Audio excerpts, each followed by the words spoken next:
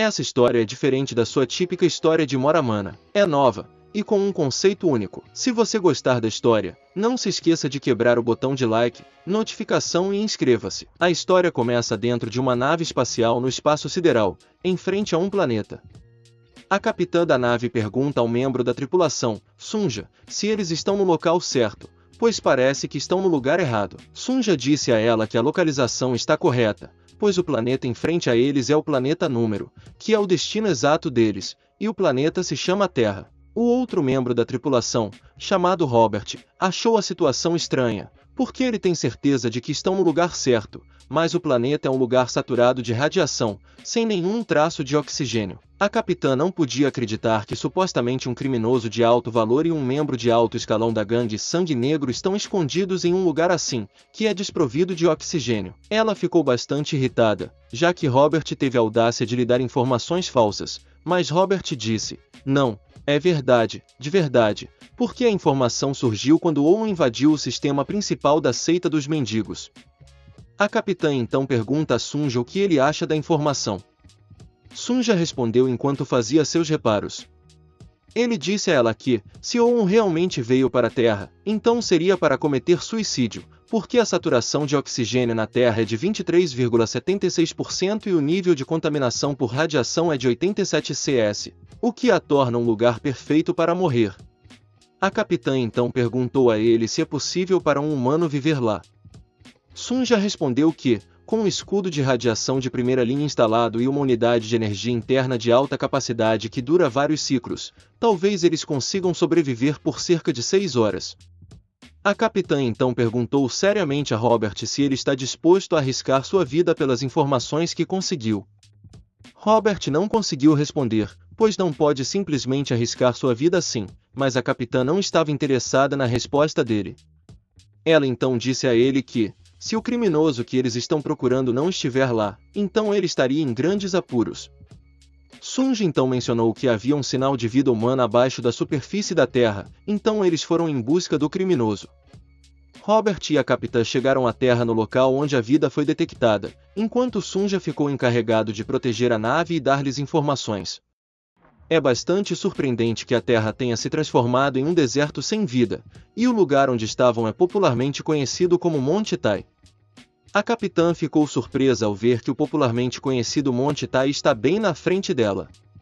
Sunja disse a ela que a origem do sistema estelar Monte Tai, o mesmo lugar que aqueles velhos rabugentos da Aliança Marcial chamam de Santuário Lendário. Ela não podia acreditar que o lixão em frente aos seus olhos foi uma vez um santuário lendário. Ela pensou, aqueles velhos da Aliança Marcial, por que não fazem uma limpeza em seu suposto solo sagrado? Para que eles ganham dinheiro? Robert disse a ela que eles nunca fariam nada que não desse dinheiro, pois são todos palavras e nada de ação.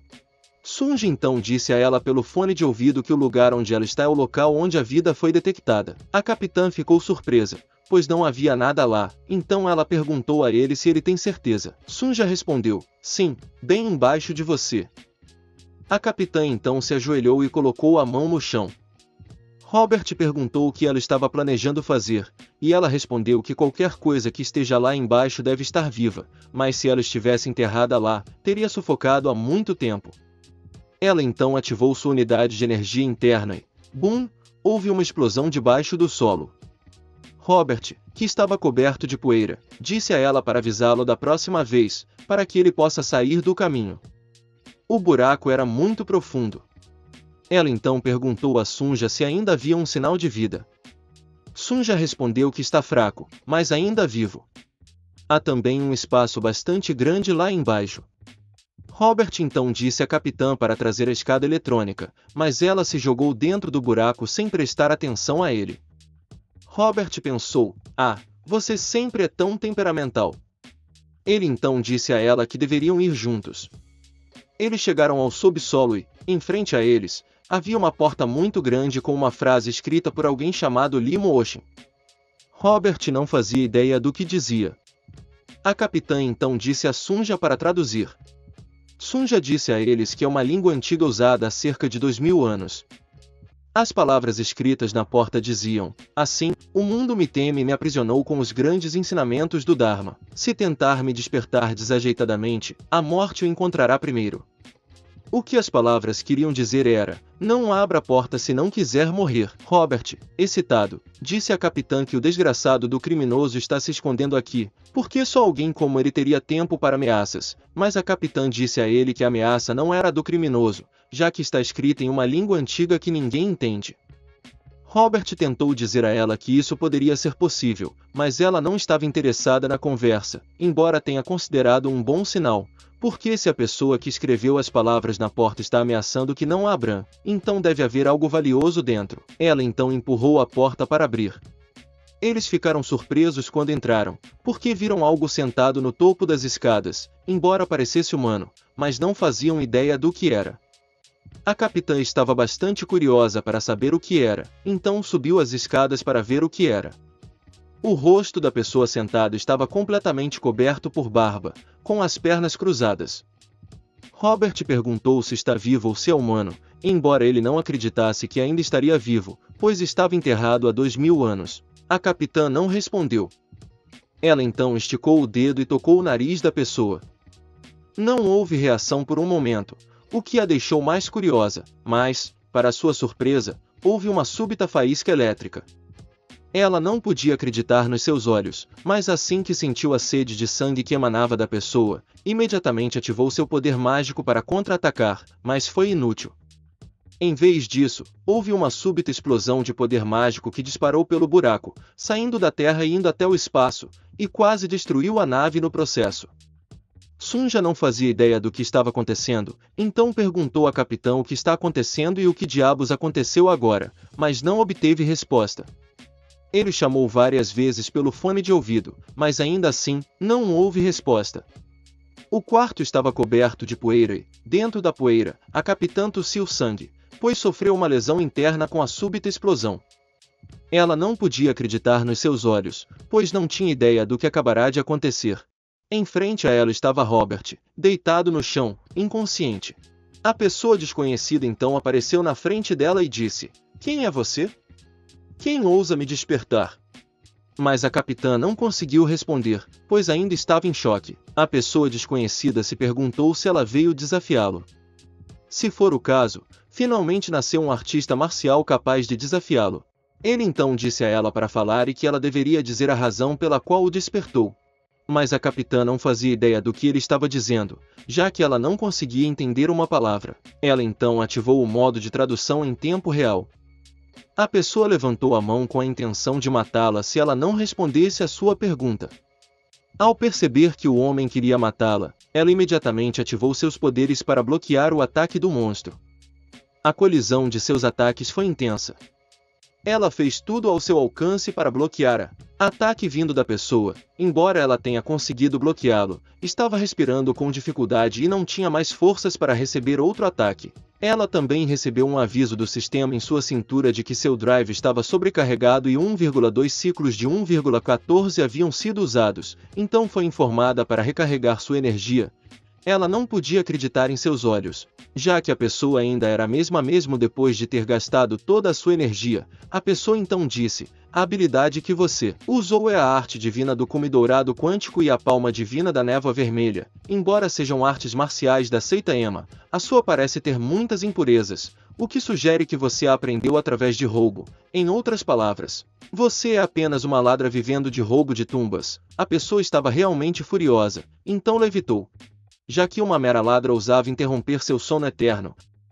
A capitã estava congelada de medo, pois não podia fazer nada contra um ser tão aterrorizante. Mas para sua surpresa, a pessoa caiu. Ela não fazia ideia do que acabará de acontecer. Ao mesmo tempo, Robert se levantou. Ele disse a ela que a pessoa deve ter morrido, já que foi exposta a tanta radiação sem um campo de proteção, é natural que a pessoa morra. Então é surpreendente que tenha resistido por tanto tempo, mas Sunja disse a eles pelo fone de ouvido que a pessoa ainda está viva, a respiração está normal e o pulso também. A capitã ficou surpresa, então ficou curiosa para saber por que a pessoa desmaiou. Sunja então disse que parece que desmaiou por exaustão de energia. O corpo está bem, mas a bateria dentro de seu estômago está esgotada, ou seja, desmaiou de fome porque estava morrendo de fome. Algumas horas depois, em sua nave, Robert estava incrédulo. Já que a capitã trouxe o monstro a bordo em vez de deixá-lo para trás, ele disse a ela que ela não deveria ter feito isso, ela também deveria ter visto sua fúria antes, já que é pior que uma barata exposta à radiação, pelo menos uma barata radioativa valeria alguns trocados, mas o monstro louco não vale nada. Então ele perguntou por que diabos ela o trouxe. A capitã respondeu que vale dinheiro, e muito, mas eles não faziam ideia do que ela estava falando. Ela disse a eles: qual é o patrimônio cultural mais valioso hoje? Sunja respondeu: artes marciais antigas. Quanto mais próximas do original, mais caras são. Ela disse que ele está certo. E, julgando pelas circunstâncias, a pessoa provavelmente é um artista marcial antigo de 2000 anos atrás. E 2000 anos atrás foi um período lendário em que as artes marciais estavam altamente desenvolvidas. Até mesmo as técnicas de classe baixa FG daquela época valem pelo menos 10.000 créditos. Mas a pessoa não está no nível de FG, mas de um grande mestre inimaginável. Pelo menos S-Rank ou superior. Robert ficou bastante surpreso, porque se a pessoa for realmente de S-Rank, eles estariam fazendo um grande negócio. Mas a questão é, e se ele acordar? A capitã disse de forma arrogante para ele não se preocupar, já que o que ela usou para amarrá-lo é um fio de bicho da Zeda Celestial usado para reparos de espaçonaves. Nem mesmo o chefe da seita Shaolin poderia cortá-lo. Mas, para sua surpresa, a pessoa foi capaz de cortá-lo facilmente. Ele disse furiosamente para ela, enquanto exalava uma intenção assassina aterrorizante: como ousam vocês, meros ladrões de túmulos, tentar me profanar? Eu vou despedaçá-los. A capitã e Robert imediatamente adotaram uma posição defensiva, mas para sua surpresa, Sunja apareceu diante da pessoa com uma bandeja cheia de salsichas. Eles não podiam acreditar no que viam, mas, surpreendentemente, a raiva da pessoa diminuiu, e ela estava devorando as salsichas agressivamente. Todos ficaram observando enquanto ele comia. A capitã então perguntou a Sunja como ele teve essa ideia. Sunja respondeu que ele estava faminto há muito tempo. Então a melhor coisa para uma besta faminta é salsicha. Algumas horas depois, a capitã explicou tudo para a pessoa. Disseram à pessoa que não eram ladrões de túmulos, mas caçadores de recompensas que o acordaram acidentalmente. E agora este é o mundo 2000 anos depois de seu tempo. Os humanos, depois de se destruírem mutuamente sem parar, destruíram o mundo e decidiram viver nos céus, embora as coisas tenham se estabilizado desde então, e decidiram não permitir nenhuma arma, incluindo armas nucleares, permitindo apenas artes marciais. A pessoa ficou surpresa, pois não tinha ideia do que era uma arma nuclear, então perguntou a ela como essa era atual é chamada. Ela respondeu: este é o ano 1105 do calendário galáctico. Isso significa que todos vocês vivem no céu? A capitã respondeu que sim. Ela disse à pessoa que ele tem muita sorte, pois acordou depois de 2000 anos, e deveria estar imensamente grato. A pessoa explodiu de raiva. Disse a ela para falar respeitosamente, pois ele não é alguém com quem ela deveria falar de qualquer maneira. Perguntou furiosamente se ela deseja morrer, já que ladrões de túmulos de terceira categoria como eles ousaram enganá-lo, mas todos apontaram os dedos ao mesmo tempo, mostrando-lhe como ela fora. A pessoa olhou para fora e não podia acreditar em seus olhos. A capitã então disse a ele que o lugar lá fora era onde ele vivia, mas agora está totalmente arruinado. Ela então deu um tapinha na cabeça dele, dizendo: agora que você viu, você acredita? Mas a pessoa respondeu, enquanto exalava sua intenção assassina: mesmo que eu queira acreditar, eu não posso, já que não há como acreditar que a terra onde estou de pé é redonda. A capitã ficou bastante decepcionada com o quão impressionantemente ignorante ele é. De repente, Robert sentiu um cheiro horrível, e estava vindo do corpo da pessoa. A capitã fechou o nariz, disse a ele que aprenderia o resto depois, mas primeiro ele deveria tomar um banho. Talvez cortar o cabelo no processo, já que ficariam juntos por um tempo. A pessoa não fazia ideia do que ela queria dizer com banho, então ela disse a ele para tomar seu banho. E assim, horas se passaram. Todos estavam de pé em frente à porta, esperando a pessoa sair do banho. Robert disse à capitã que ela deveria ter deixado o cabelo dele como estava, já que estava com medo de que algo mumificado saísse de dentro, mas para sua surpresa, a pessoa era ninguém menos que um cara bonito com músculos definidos. Ele saiu enquanto secava o cabelo, então perguntou a ele se havia mais daquilo que ele comeu antes, mas eles não conseguiram responder por um momento, pois ainda estavam incrédulos. A capitã disse: "Quem é você?" Algumas horas depois, eles navegavam com sua nave pela Via Láctea. O cara, que é nosso protagonista, estava mesmerizado pela vista à sua frente, pois não parecia nada com o céu, embora ele já tivesse lamentado sobre a estreiteza do mundo. Ele nunca esperava que fosse vasto e estranho. A capitã então beliscou sua bochecha. Disse a ele: "Quantos anos você tem?" "Só para você saber, a idade de hibernação não conta." Alguns minutos depois, um aglomerado de estrelas na Via Láctea chamado Pés, dentro de uma taverna espacial chamada Wild Crane, nosso protagonista estava comendo salsichas agressivamente. Robert não podia acreditar que um humano fosse capaz de comer tanto. Sunja disse a ele que ele realmente ficou 2000 anos sem comer. Robert disse: "Então ele tem que comer 2000 anos de comida?" Sunja respondeu, julgando pelo jeito que ele está comendo. "Pode ser esse o caso." E assim nosso protagonista terminou de comer suas salsichas. Ao mesmo tempo, em outra cena, a capitã foi encontrar o estalajadeiro do Wild Crane, popularmente conhecido como Wang, o 18º. Ela disse a ele que está procurando um corretor. Eles devem ser ricos e duros, porque o que ela está prestes a vender é extremamente caro, e Wang fumava seu cachimbo e perguntou quanto valioso deveria ser para ela estar tão aflita. Ela respondeu: "Quanto valeria uma coleção completa de manuscritos de artes marciais de 2000 anos, se todos fossem originais e de nível S?" Wang ficou surpreso com o que ela disse, e alguns minutos depois, quando ela saiu da sala, houve silêncio por um momento. Um dos guardas de Wang perguntou se o que ela disse era real. Se fosse o caso, originais de nível S de 2000 anos seriam incrivelmente valiosos, mas Wang disse que não valiam 0 créditos. Porque, se existissem, apenas um livro sozinho poderia comprar um planeta e mais. E, no entanto, uma caçadora de recompensas de nível médio como ela afirmava ter encontrado um monte deles. Ele considerou o que ela disse um absurdo, então mandou seu guarda expulsá-los. A capitã chegou à mesa de seu cruzeiro e perguntou a Robert onde Sunia tinha ido. Robert respondeu que ela foi comprar suprimentos. "Desculpa, pessoal, venho chamando Sunia de homem em vez de mulher. Só percebi agora ao revisar." Robert perguntou à capitã se a negociação foi bem sucedida, e ela respondeu animada que sim, que ele entraria em contato assim que encontrasse um comprador. Ela olhou para o protagonista, surpresa ao ver que ele comeu toda aquela comida sozinho. Robert comentou que, por sorte, ele acabou de parar. A capitã nem sabia como se expressar, porque, se não fosse pelo dinheiro, ela já teria abandonado ele. De repente, a porta se abriu, e algumas pessoas vestidas de roxo e preto entraram com uma aparência majestosa e misteriosa. A capitã ficou surpresa ao vê-los, pois eram pessoas da seita do demônio celestial. O grandalhão olhou ao redor com algo parecido com um scanner em um de seus olhos, procurando por alguém. A capitã e Robert observavam discretamente, já que o grandalhão era o líder do Esquadrão Lobo Vermelho, e seu nome era Sun Yanvil. Robert ficou surpreso ao ver o Esquadrão Lobo Vermelho, pois eles são os inspetores da seita do demônio, mas não fazia ideia de por que estavam ali. A capitã disse a ele que eles se especializam em rastreamento, então provavelmente estavam perseguindo alguém, e o aconselhou a não fazer contato visual, pois seria irritante.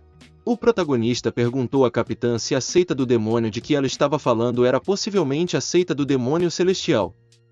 Ela respondeu casualmente, perguntando como ele conhecia a seita do demônio celestial, se estava dormindo há 2000 anos, ou se a seita do demônio celestial já existia naquela época, mas ele não respondeu. O protagonista ficou bastante surpreso por as pessoas não estarem fugindo, pois, se fossem realmente membros da seita do demônio, as pessoas deveriam estar fugindo em pânico.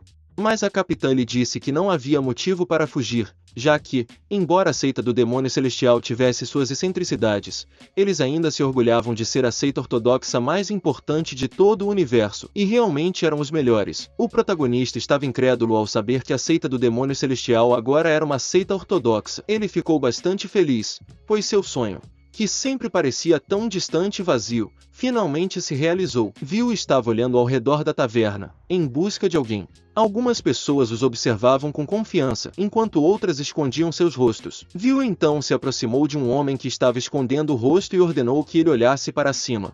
O homem olhou para cima conforme instruído, e seus detalhes apareceram no scanner de Will. O homem era um macho com uma energia interna de 52,7 graus Celsius, possuía uma arte marcial de 5 estrelas chamada Blackbeard e era procurado por acusações de roubo e agressão, sendo classificado como um criminoso de nível 2. Will disse ao homem que hoje era seu dia de sorte, já que ele não era o alvo deles, mas que deveria ir à aliança marcial e se entregar, pois ainda era um criminoso. Caso contrário, enfrentaria as consequências. Mas algo inesperado aconteceu, que ele mesmo não conseguia acreditar. O protagonista estava acariciando sua cabeça. Ele estava feliz, já que o sonho aparentemente impossível dele se tornou realidade pelas gerações mais jovens. Essa ação surpreendeu a todos. Ninguém na taverna acreditava que tal coisa estava acontecendo diante de seus olhos. O protagonista considerou admirável o feito da geração mais jovem. Ele abraçou a cabeça do homem, dizendo quanto sofrimento esses jovens deviam ter passado para alcançar tal estatura. Will estava segurando sua raiva e então perguntou às pessoas na taverna se aquele jovem tinha problemas de inteligência. Robert deu um passo à frente, gaguejando, e disse a Will que ele não tinha problemas de inteligência, apenas habilidades sociais um pouco deficientes. Will então disse ao protagonista: hoje também é seu dia de sorte, porque, se eu tivesse sentido um pouco de energia marcial em seu corpo, você já teria sido despedaçado. Ele então tentou tirar a mão do protagonista de sua cabeça, mas ela não se mexeu. Will não tinha ideia do que estava acontecendo, já que o protagonista não se movia, não importava o quanto ele tentasse forçá-lo. Nem Robert nem a capitã sabiam o que estava acontecendo. Will percebeu que não conseguiria usar apenas força bruta para afastá-lo, então ativou sua energia, seu sistema de condução de energia interna, ativando a arte do demônio lobo de sangue ao nível máximo. Ele então disse furiosamente ao protagonista, enquanto exalava uma quantidade aterrorizante de energia mágica, para parar de brincar. Todos ficaram surpresos com o que estava acontecendo, até seus subordinados. O protagonista voltou rapidamente para onde estavam a capitã e Robert, completamente ileso pelo surto de poder de Will. Mesmo Will não podia acreditar no que via. A capitã comentou que parecia que Will não estava em boa forma.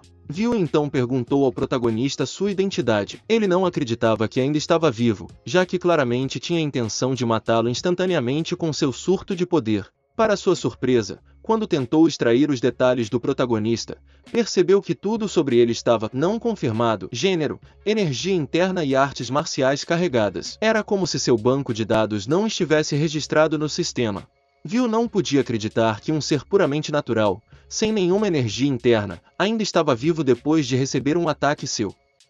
O protagonista disse a ele: parece que você acabou de usar a arte demoníaca do lobo de sangue.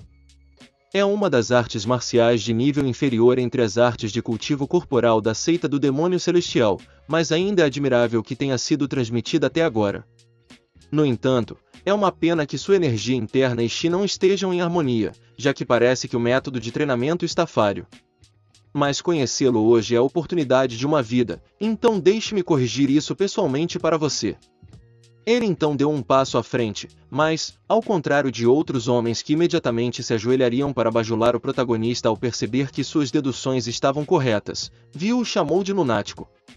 Will ativou sua energia com o objetivo de matá-lo, mas, ao tentar usar sua primeira técnica, a garra do lobo vermelho, o protagonista desviou sem sequer dar um passo. Will lançou vários golpes, mas todos foram em vão, pois não conseguiu nem tocar nas roupas do protagonista. Enquanto Will tentou atacar novamente, nosso protagonista agarrou sua cabeça e a bateu no chão, dizendo para ele parar com suas tolices, pois suas habilidades eram grosseiras. Todos na pousada ficaram incrédulos, ninguém conseguia acreditar no que viam. Nosso protagonista então disse a Will que, embora ele tivesse aprendido a técnica corretamente, ele a aprendeu sem compreendê-la.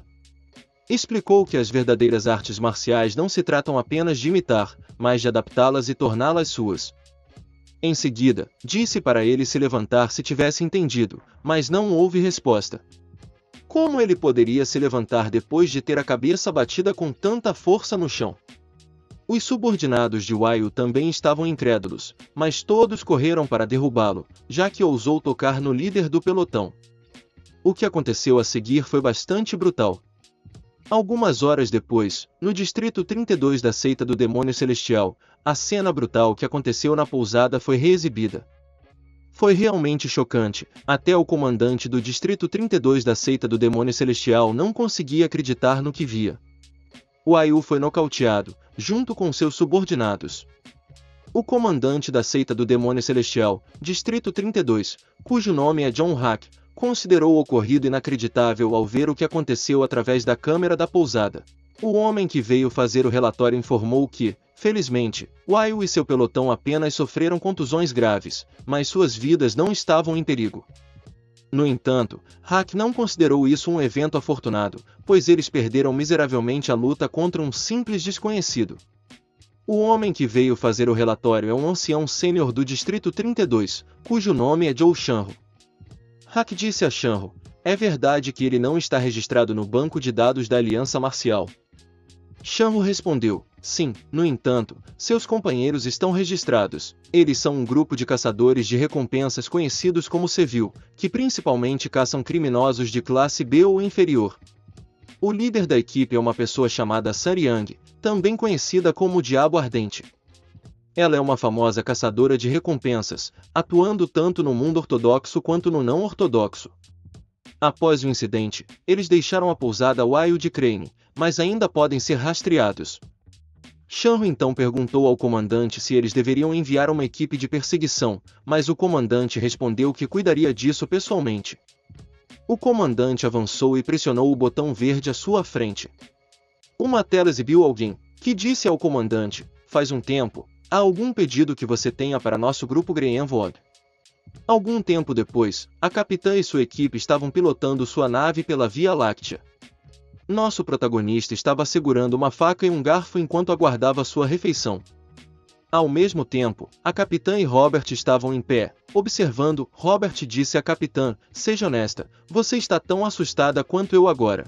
Mas a capitã não fazia ideia do que ele estava falando. Robert explicou que era surpreendente o quão forte nosso protagonista era, já que ele foi capaz de derrubar Wai-Wu e o pelotão do Lobo Vermelho com um golpe, apesar de serem artistas marciais de classe A.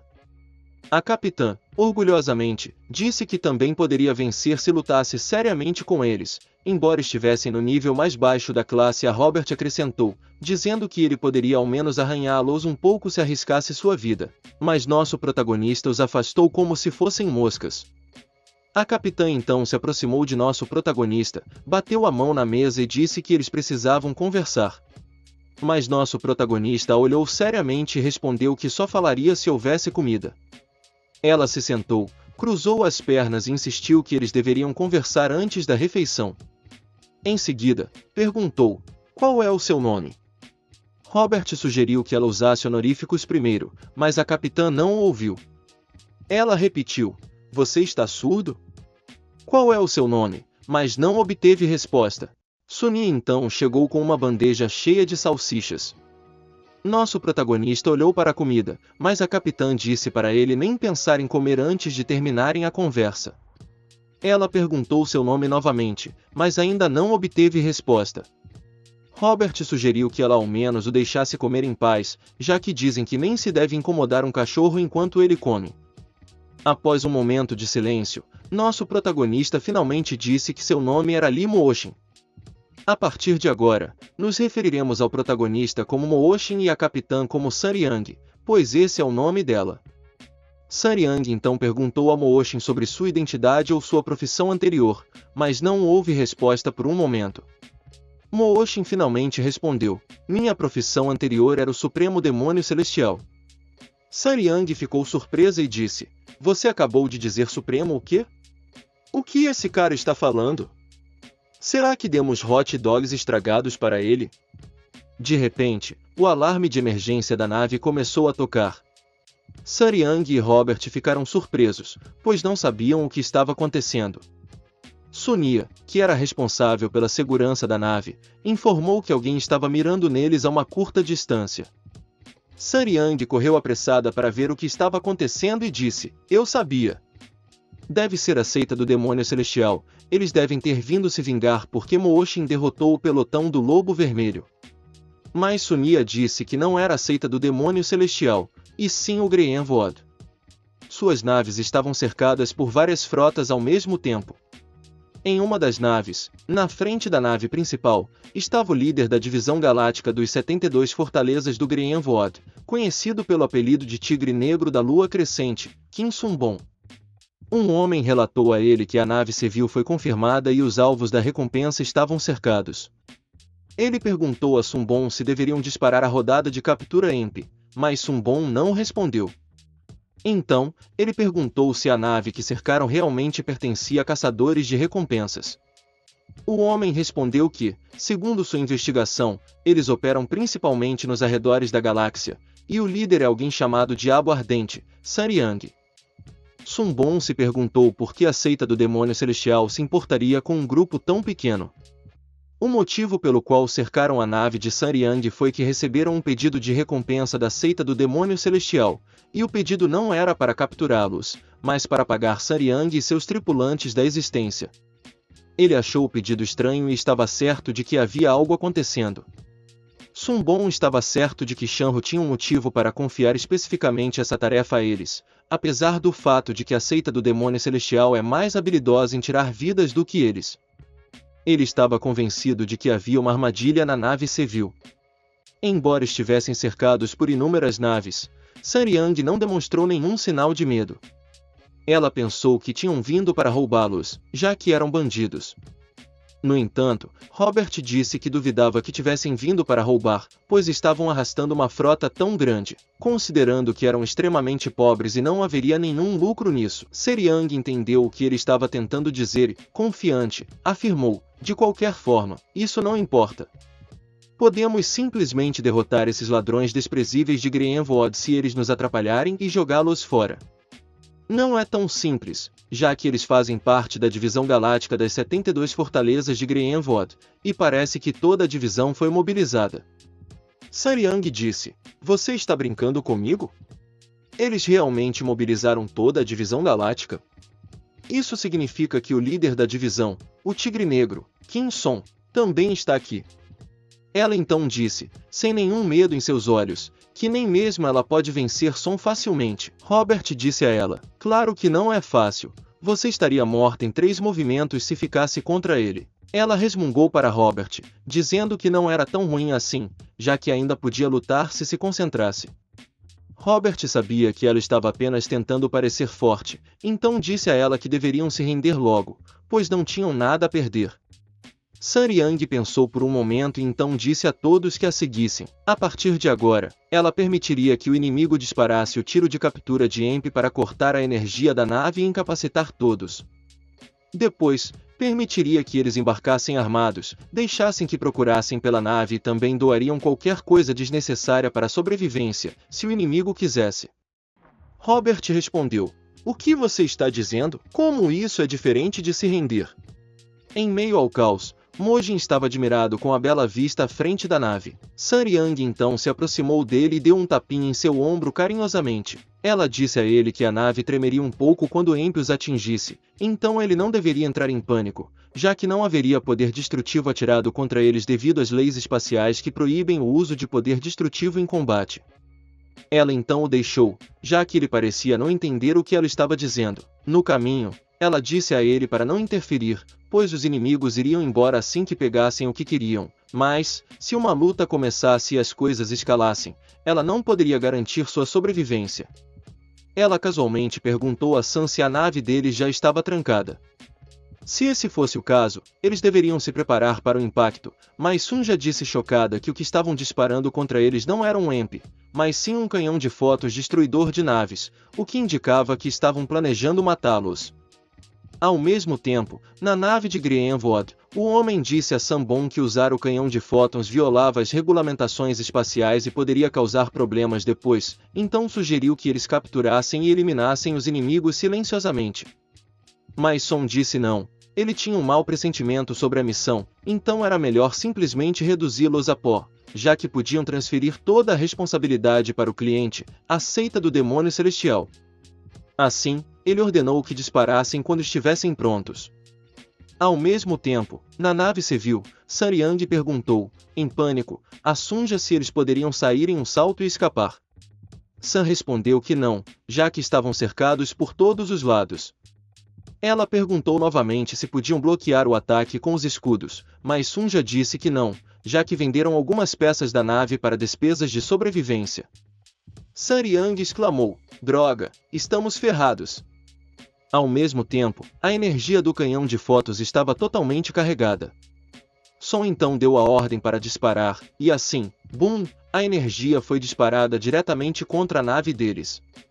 Naquele momento, todos estavam sem esperança e já haviam aceitado a morte. Houve uma explosão intensa no impacto, mas, para surpresa de Sanbon, a nave saiu ilesa, pois foi bloqueada por outra grande nave. A nave pertencia à garota com uma lança na mão, conhecida como Helena, mais popularmente chamada de o Fantasma Lutador de 8 pés. Sun Yang, Robert e Mojin ficaram surpresos ao ver Helena, e até mesmo Sanbon não tinha ideia do porquê de ela estar ali. O piloto da nave disse a Sanbon que o escudo que ela usou para bloquear o ataque era um escudo de grau de terraformação. Embora fosse um escudo poderoso, eles poderiam penetrá-lo se maximizassem a saída do canhão de fótons. Então ele perguntou a Sanbon se deveriam recarregar, mas Sanbon disse que começar uma guerra espacial apenas para lidar com uma barata não era uma decisão sábia, pois Helena não era uma pessoa fácil de enfrentar. Então ele disse ao piloto para ativar o teletransportador para ele ir encontrar Helena. Son então se perguntou por que um monstro como Helena tinha aparecido. Ao mesmo tempo, Robert ficou surpreso ao ver o famoso fantasma lutador de 8 pés, Helena, uma caçadora de recompensas de nível S que é imprevisível, tanto que até mesmo os líderes da maioria das seitas a evitam. Então ele perguntou a Sun Yang se ela sabia por que Helena estava ali, mas Sun Yang também não sabia. O mais intrigante era que ela o salvou. Se ela não tivesse bloqueado o canhão de fótons, todos eles na nave civil teriam sido atomizados. Son se teletransportou de sua nave para ver sua irmã, Helena. Ele disse a ela: há quanto tempo, irmã Helena, mas ela não respondeu. Ele disse: com certeza espero que você não tenha se esquecido de mim. Então ele disse que era seu 55º irmão mais novo, Kim Son, e que a cumprimentou no aniversário de sua mãe 2 anos atrás. Helena não estava interessada em suas bobagens, então disse a ele para sair. Son ficou surpreso com suas palavras. Ele então decidiu se apresentar formalmente, desta vez, não como seu irmão Kim Sung-bon, mas como o líder da divisão galáctica das 72 fortalezas de Grienvood. Ele disse a ela que mandá-lo embora era o mesmo que dizer a todo Grienvood para sair, então ele não podia aceitar isso. Mas Helena não disse nada, em vez disso, começou a liberar sua aura, pronta para a batalha. Robert estava observando da nave, já que parecia que eles estavam prestes a lutar, mas Sun Yang disse a ele que não seria uma batalha fácil, porque mesmo para Grienvood, Helena não era facilmente tocada. Ela acrescentou que lidar com Helena sozinha era difícil e, se eles tivessem azar, a mãe leoa dela também poderia aparecer. Mas Robert não fazia ideia do que ela quis dizer com mãe leoa. Sanbon disse a ela que ela era a mesma de sempre, sempre recorrendo aos punhos para conversar, mas ele imediatamente se rendeu. Ele disse a ela para relaxar, pois não queria lutar. Sanbon sabia muito bem que, se eles lutassem, só resultaria em perda, e perder por um trabalho tão miserável como derrubar a nave civil não valia a pena. Então ele disse a ela que deveriam resolver pacificamente. Ele perguntou a ela se a nave civil era o alvo dela. Se fosse o caso, eles cederiam a ela. Helena não disse muitas palavras, apenas se virou e disse para ele sair. Sanbon pensou que havia algo errado com a nave civil, mas se perguntou por que e com que propósito Helena estaria interessada em algo tão inútil como a nave civil. Helena se aproximou da nave civil e disse a eles através de um alto-falante: entreguem ou todos morrem. Sun Yang ficou chocada e disse: do que diabos ela está falando? Robert também pensou que ela queria roubá-los, e se fosse o caso, ele se perguntou o que eles tinham de tão valioso para atrair tanto ataque. Ele perguntou a Sun Yang se ela havia escondido algo valioso sem contar a eles, mas ele sabia que esse não era o caso, pois não tinham nada de valor, e não havia nada na nave que pudesse atrair uma caçadora de recompensas de nível S como Helena.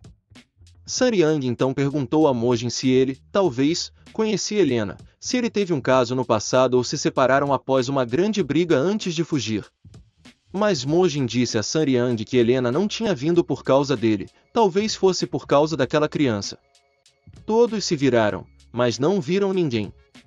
Mojin então disse: "Mostre-se, criança, não há nada a temer." De repente, uma garota apareceu das sombras, removendo sua camuflagem. Robert e Sun Yang não podiam acreditar no que estavam vendo, e o pior de tudo é que eles não tinham ideia de quem ela era.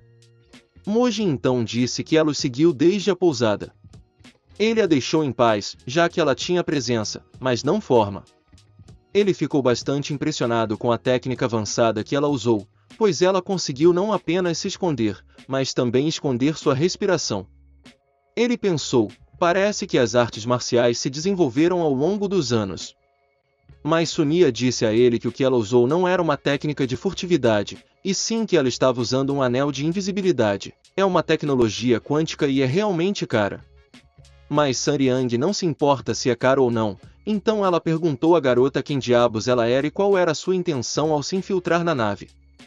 A garota gaguejou e disse a Sun Yang que seu nome era Quarren, mas Sun Yang não estava interessada no nome dela. Ela então perguntou se ela era o alvo das pessoas do lado de fora. Ela respondeu: provavelmente. E enquanto eu estiver viva, eles não vão parar de me perseguir. Ao ouvir o nome dela, Robert imediatamente a reconheceu, já que ela era a vocalista principal do Prosa. Sun Yang disse: "O que você quer dizer com Prosa?" Ele então explicou animadamente, dizendo que ela era a principal novata do Galaxy Idol Duo e a vocalista principal do grupo de ídolos que cantou uma música de sucesso. Ele então pegou seu telefone do bolso, pesquisou o nome dela e o perfil apareceu. Ele disse: "Uau, eu estava certo, ela é ainda mais bonita pessoalmente e até mesmo de Mount Hua, o mesmo lugar que eu." Ele também sabia todos os detalhes sobre ela, incluindo altura, tipo sanguíneo e alergias. Helena então anunciou pelo alto-falante novamente que estava dando 10 minutos para entregá-la ou todos morreriam. Apesar da tensão, não havia pânico em seus olhos. Robert perguntou a Win o motivo pelo qual eles estavam atrás dela, mas ela não respondeu. Sun Yang disse a Robert que não importava se ela lhes contasse ou não. Ela disse a Win que era uma convidada não convidada e que não estava relacionada a eles, então precisava ir embora. Robert tentou persuadir Sun Yang, mas ela disse que já havia tomado sua decisão como capitã. Vine foi então colocada na porta da nave para ser entregue a Helena. Sun Yang e Robert a observavam pela pequena janela enquanto ela saía. Robert disse a Sun Yang que não achava que entregá-la fosse a coisa certa a fazer, afinal, ela era a vocalista principal do Prosa. Mas Sun Yang disse a ele que eles não podiam protegê-la, mesmo que ela estivesse na nave, já que eles já estavam lutando contra Green Void, e muito menos contra a fantasma lutadora de 2,4 metros, Helena. Então, mesmo que resistissem, o destino de Win não mudaria, mas o deles mudaria, porque todos morreriam se lutassem contra Helena. Ela então apertou o botão para fechar a porta. Sun Yang também estava angustiada, pois não conseguia proteger a garota, mas não havia nada que pudesse fazer. De repente, alguém colocou a mão em seu ombro. Essa pessoa não era outra senão Mooshin. Juin ficou super surpresa ao vê-lo. Mooshin disse a ela: "Eu não te disse antes para não se preocupar? Eu vou te proteger." Ao mesmo tempo, Robert e Sun Yang não tinham ideia de como ele havia entrado. Sun Yang, em pânico, apertou o botão várias vezes para impedir a porta da nave de abrir, mas já era tarde demais. Robert então disse a ela que deveriam esperar e ver o que aconteceria, já que Mooshin também era forte e poderia acabar derrotando Helena. Mas ela disse a Robert: "Você está louco? Eu não estou preocupada com ele sair para lutar, estou preocupada com ele sair para o espaço sem proteção." Ela então imediatamente disse a Sunja para fechar o portão rapidamente, mas Sunja disse que já era tarde demais, e assim a porta da nave se abriu. Ela pensou: esse maluco está realmente insano, ele realmente saiu para o espaço. Vine agradeceu a Mooshin por acompanhá-la. Ela então disse a ele para ter cuidado, já que Helena e Sambon eram realmente fortes artistas marciais. Mas, para sua surpresa, algo estranho começou a acontecer com Mooshin. Seus olhos ficaram vermelhos, e parecia que ele queria vomitar. A princípio, ela não fazia ideia do motivo de ele estar assim, mas depois percebeu que talvez ele não estivesse com o escudo da nave. Mooshin começou a tossir e a respirar com dificuldade. Até Helena e Sambon não sabiam o que estava acontecendo. O rosto de Mooshin de repente inchou, como se houvesse uma enorme pressão o esmagando. Após alguns segundos de luta, seu rosto ficou congelado de alguma forma, e ele desmaiou. Seriang chegou imediatamente ao local, colocou algo no rosto dele e ativou o nano-escudo. Ela, preocupada, lhe disse para acordar e respirar, se ele ainda estivesse vivo. Para sua surpresa, Mooshin acordou como se nada tivesse acontecido. Ele perguntou a ela o que diabos ela estava fazendo, mas ela não respondeu e rapidamente recuou as mãos, já que seu orgulho não permitiria que ele soubesse que ela estava preocupada. Ela então perguntou se ele era louco por sair sem um escudo, já que a temperatura lá fora era de menos 300 graus e a pressão poderia estourar seus órgãos internos em 10 segundos. Ele olhou para ela e disse que ela se preocupava à toa, pois ele era um ser supremo do céu e da terra, então nada no mundo poderia ameaçar sua vida. Ao mesmo tempo, Robert, que estava assistindo como Seriang estava carregando Mojin para encontrar Helena, ficou agradecido por ela não ter chegado tarde demais para fornecer um escudo a Mojin, mas Sunja disse que ela já estava muito atrasada. Mesmo o maior mestre não pode suportar o espaço sem um escudo por menos de 1 minuto, mas Mojin aguentou por 6 minutos e 13 segundos. Além disso, todos os seus órgãos estavam normais, o que mostra que ele havia superado os limites humanos. Eles chegaram ao local onde Helena e Samban estavam. Seriang podia sentir o quão poderosa era a aura de Helena, o que provava que ela era realmente uma maníaca por lutas. Até Samban exalava uma aura muito dominadora. Ela então disse a Mojin para não causar problemas e que ele não deveria intervir, pois ela lidaria com a situação sozinha. Então, ela imediatamente começou a falar: "É bom ver vocês. Ouvi falar muito sobre vocês dois, mas vê-los pessoalmente é ainda melhor." Ela então perguntou se eles a conheciam. Ela disse que era S-Yang, a líder dos S-Devils, o Diabo Flamejante. Mas não houve resposta nem de Helena nem de Samban, como se eles não estivessem interessados nela. Ao mesmo tempo, segurava a mão de Win, parecendo assustada, mas Mojin disse a ela que não havia necessidade de ficar nervosa, pois ele estava com ela. Win então disse a ele que a mulher Helena não era humana, mas sim um fantasma de combate. Desde jovem, ela viajava pelo mundo em busca de oponentes, mas ninguém sobrevivia ao encontrá-la. Ela até construiu uma nave espacial como uma arena de combate apenas para viajar e lutar. Mojin ficou impressionado com uma criança tão notável, pois uma jovem dedicando seu coração e alma ao treinamento marcial era de fato um talento raro. Ao mesmo tempo, Seriang dizia a eles que, independentemente do caso, eles deveriam conversar pacificamente como pessoas da planície central. Mas Helena disse que só falava com sua espada.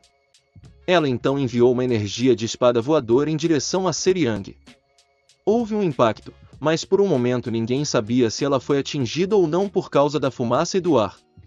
Depois de esperar um momento para a fumaça se dissipar, Seriang pulou de volta para a nave ilesa.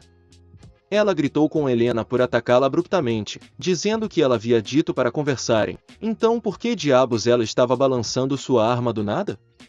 Samban ficou impressionado com S-Yang. Embora não fosse o poder total de Helena, ainda assim não era um ataque fácil de desviar.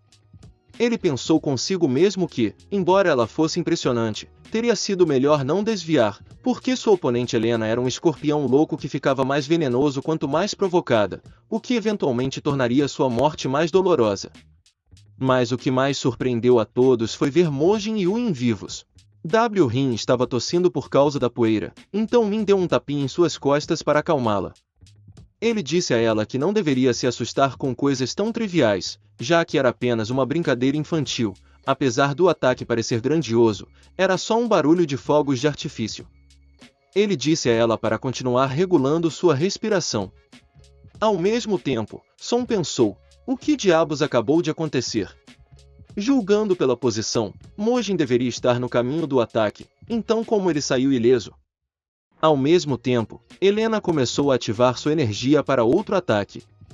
Ela decidiu avançar com cuidado, já que Mojin era bastante misterioso. Min então deu um passo à frente, embora Yang lhe dissesse para não se envolver, mas ele não ouviu. Ele disse a Helena: criança, qual é o seu negócio aqui? Se tem algo a dizer a Uin, fale comigo, pois Uin está sob minha proteção, então qualquer negócio com ela passa por mim. Ao mesmo tempo, Sambon escaneou Mojin para ver seus dados, mas não havia informações disponíveis sobre ele, nem ele equipava qualquer dispositivo de energia interna. Ao ver que Mojin não tinha identificação nem dispositivo de energia interna, ele se perguntou se Mojin era um natural sem nome dos arredores. Mojin então disse a Helena para ir embora se não tivesse negócios, mas de repente ele foi atacado e a colisão após o impacto foi intensa. Yang, Sambon e Uin também ficaram surpresos com o ataque repentino. Por um momento, ninguém sabia o que tinha acontecido, tudo o que podiam ver eram dois tipos de energia colidindo, mas para sua surpresa, Mojin bloqueou o ataque de lança com apenas uma mão, como se Helena não passasse de uma mosca insignificante. Então, ele perguntou se o motivo da vinda dela era para lutar contra ele. Ao mesmo tempo, Son ficou chocado ao ver que Mojin desviou o ataque do fantasma de combate Helena com apenas uma palma, e o mais chocante era que ele fez isso sem usar energia interna. Mojin então disse a Helena: há algo estranho em você. Utilizar a técnica da espada radiante da seita Dan Kong com um cajado é uma coisa, mas canalizar a grande arte divina Brahma de Shaolin para energia interna é surpreendente. Além disso, o que mais me surpreende é o fato de você ser tão jovem, mas já possuir energia interna superior a 3 ciclos. Ele se perguntou se ela teve um encontro afortunado ou outra coisa. Só para esclarecer, um ciclo equivale a 60 anos de energia, então, como ela tem 3 ciclos, ela deve ter 180 anos de energia interna. Helena então aumentou sua energia interna para operar a 90%. Mojin ficou bastante surpreso com o fato de ela ter sido capaz de mudar sua energia interna para a arte divina do Sol Vermelho de Wong com apenas 3 ciclos de energia. Mas, surpreendentemente, ela não parou por aí. Ela aumentou sua energia interna para 95%. Até Sambon ficou impressionado com o quão incrível ela era, se perguntando se ela sempre foi tão forte. Mojin percebeu que ela estava indo com tudo, então decidiu ficar um pouco mais sério. Ao mesmo tempo, Helena, que estava ocupada aumentando sua energia, recebeu um aviso de seu anel. Voltando ao passado, quando ela estava prestes a se aventurar pelo mundo, sua mãe lhe disse que não a impediria se ela tivesse tomado sua decisão. Embora qualquer luta que aprimorasse seu treinamento fosse permitida, a morte não era. Ela disse a Helena que ela já era forte o suficiente para enfrentar o mundo, porque em todo o mundo havia menos de 10 artistas marciais que poderiam prejudicá-la, e mesmo esses não poderiam levá-la à beira da morte. Mas ela lhe deu uma regra, colocou um anel em sua mão e disse que, se o anel soasse, ela deveria fugir, não importa o que acontecesse, porque o som significava que o oponente estava além de seu alcance, se ignorasse o aviso, certamente morreria. Naquele momento, quando ela olhou nos olhos de Mojin, vozes em sua mente diziam-lhe para fugir com o rabo entre as pernas, sem hesitar. Disseram-lhe para conhecer seu lugar, para apenas se esconder e viver, já que não havia nada que ela pudesse fazer. Ela se lembrou de ser apresentada aos seus irmãos por sua mãe, que lhe disse que, embora tivessem pais diferentes, todos nasceram de seu ventre, como compartilhavam o mesmo sangue, deveriam permanecer próximos uns dos outros. Mas, naquele momento, quando esses pensamentos passavam por sua cabeça, ela aumentou sua energia interna até 120%. Mojin ficou bastante surpreso, e não apenas ele, todos no local ficaram surpresos com seu repentino aumento de poder. Surpreendentemente, ela se transformou completamente em um ser mais poderoso. Mojin ficou impressionado com seu talento inédito, pois ela foi capaz de passar por um despertar transcendental com apenas uma transformação. Foi quando ele percebeu que os anos haviam passado, o mesmo ocorrendo com as artes marciais, mas o poder dela era um pouco demais para ela lidar. Helena então avançou para atacá-lo. Ela se aproximou e balançou seu cajado contra ele, mas ele desviou de seu primeiro golpe, pois era a técnica da espada da tempestade caótica de uma seita. Ela usou outro ataque, que era as rodas gêmeas do Sol e da Lua da seita Clan, mas ele ainda foi capaz de desviar. Ao mesmo tempo, sua energia interna aumentou para 125%. A força de seus ataques aumentou, mas Mojin desviou porque estava familiarizado com todas as técnicas que ela estava usando. Agora ela estava usando a técnica da lança aparecendo e a técnica da lâmina do sol caindo da seita de Annie Kong. Vendo que ainda não conseguiu acertá-lo, ela aumentou sua energia interna para 140%. Desta vez, sua energia se transformou em uma tempestade ardente, enviando múltiplos ataques. Era a técnica chamada técnica do bastão para bater em cães e o passo dos 8 imortais bêbados da seita dos mendigos e as 4.000 agulhas vermelhas da seita esotérica. Depois de todas as suas combinações de ataques e técnicas, ele ainda conseguiu desviar de seus ataques sem esforço, como se estivesse brincando com ela. Agora, ela aumentou sua energia para 170%, mas Mojin não estava mais interessado em brincar. Então, ele liberou um ataque com apenas um movimento de sua mão e, bum, houve uma explosão de sua colisão. A área foi coberta por fumaça, e por um momento ninguém sabia se a batalha havia terminado ou não, mas para sua surpresa, ela saiu ilesa e passou por outra transformação.